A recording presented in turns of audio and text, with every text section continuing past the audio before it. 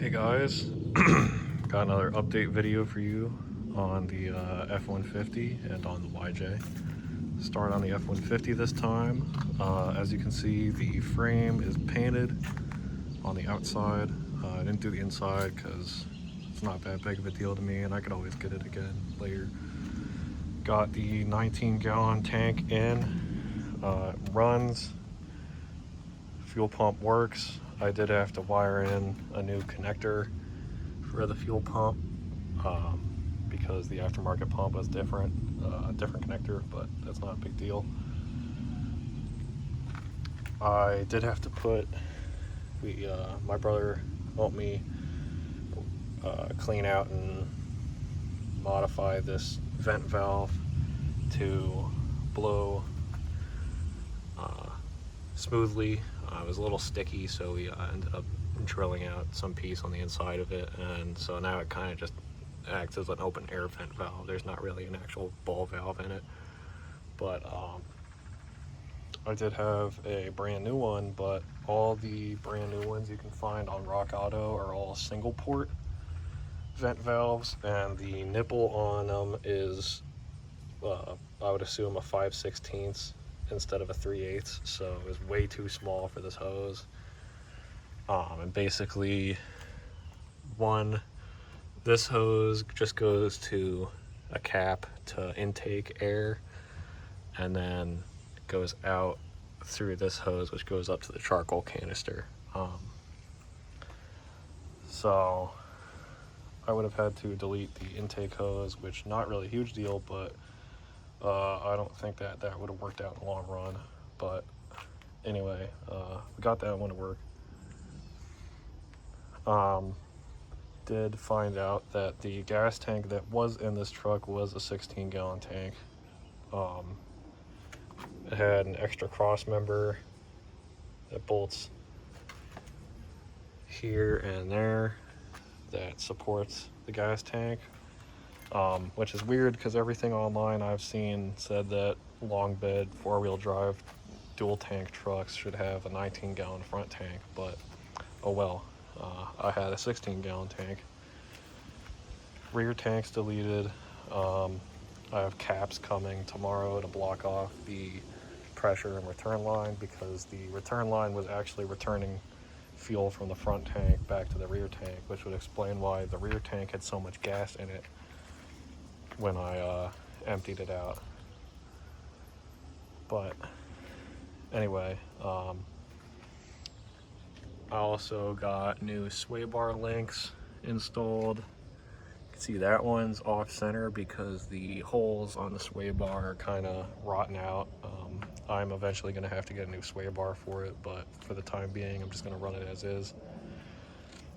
And then I got new shackle hangers and shackles. They did come with new bushings, but the bushings that are in the leaf springs aren't really that bad, so I just decided to send it. But yeah,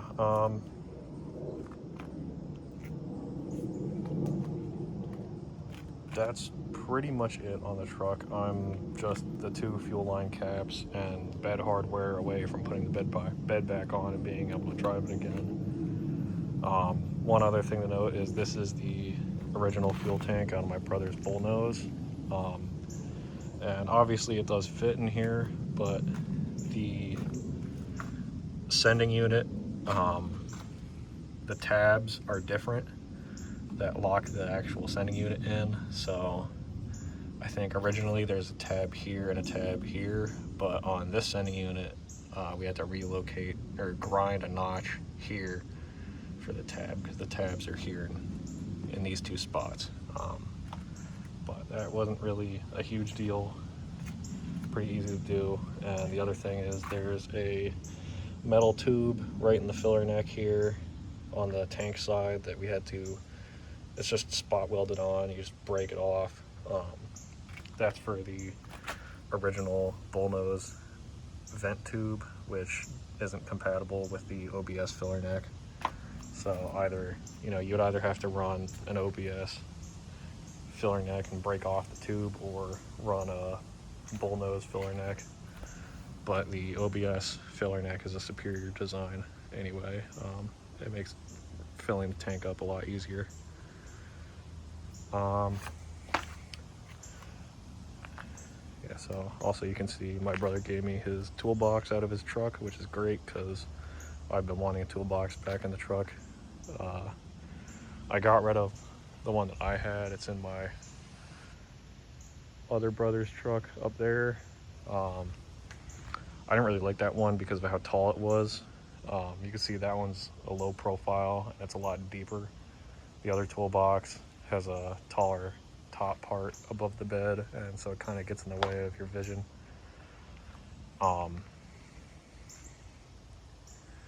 But that's pretty much it. I'll show you the gas tanks. The front tank, I think, was leaking right at this, somewhere behind this plastic piece.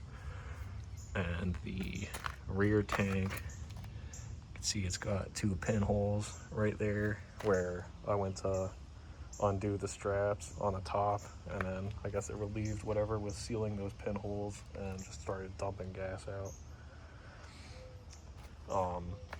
Obviously I'm not gonna put a rear tank back in it at the moment, at least, but eventually I might. But I don't know. It's not really a huge deal to me. I don't need the extra fuel capacity right now. And the only other thing is I did get new lug nuts, because I'll show you the front. That's a good example. The old lug nuts are all mismatched. I mean, you can see there's a chrome lug nut, there's a chrome lug nut without the chrome, and a regular acorn lug nut.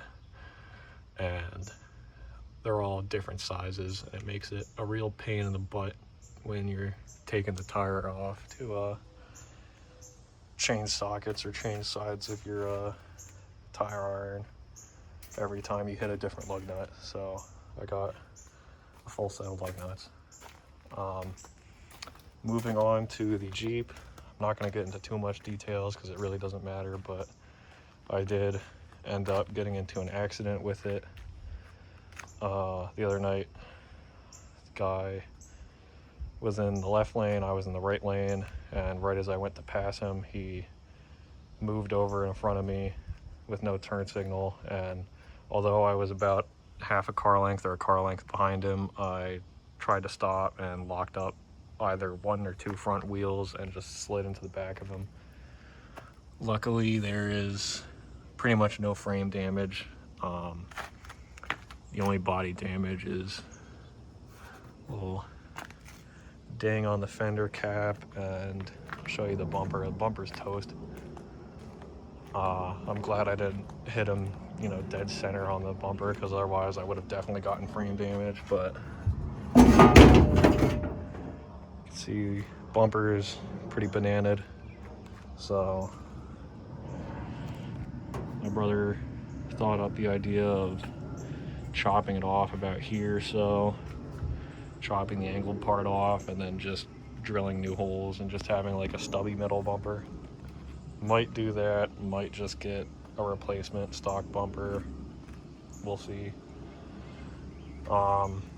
Pretty bummed out about it, but it is what it is. It's a learning experience, and it's also a lesson in that I need to get bigger tires in the front so that they don't lock up as easily. But yeah, that's going to be it for this video, guys. See you in the next one.